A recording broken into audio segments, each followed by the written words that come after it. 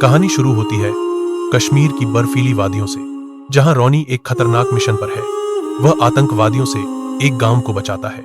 Mission के बाद उसे पता चलता है कि उसकी प्रेमिका सिया, जो दिल्ली में एक पत्रकार है, अचानक लापता हो गई है। वह तुरंत छुट्टी लेकर दिल्ली लौटता है।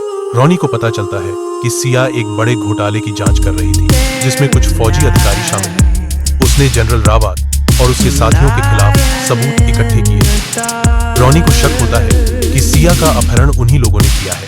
रॉनी जांच शुरू करता है। इस दौरान उसे पता चलता है कि उसका ही बड़ा भाई काबिर, जो माना जाता था कि देश के लिए शहीद हो गया, दरअसल अब जनरल रावत के साथ मिल चुका है और देश के खिलाफ काम कर रहा है। रॉनी को ये जानकर गहरा झटका लगता है। रॉनी को सिया की लोकेशन मिलती है। वो एक पहाड़ी गढ़ में बंद, जिसे जनरल रावत के लोग कड़ी सुरक्षा में रखे हुए हैं। रॉनी बिना वक्त गंवाए वहां पहुंचता है और अकेले ही पूरे अड्डे पर धावा बोल देता है।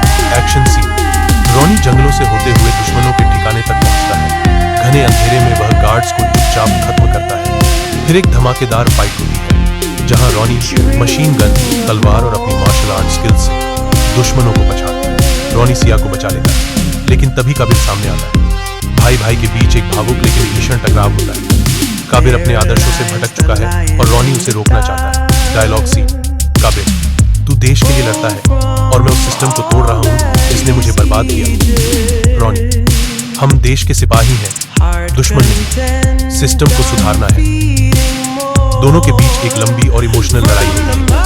आखिरकार रॉनी अपने भाई को हरा देता है, लेकिन उसे मारता नहीं। काबिर आत्मसमर्पण करता है। रॉनी जनरल रावत के सामने आता है। एक फाइनल फाइट होती है, दमदार डायलॉग्स और हाई ऑक्टेन एक्शन के साथ। रॉनी उसे हराकर देश और सिया दोनों को बचा लेता है।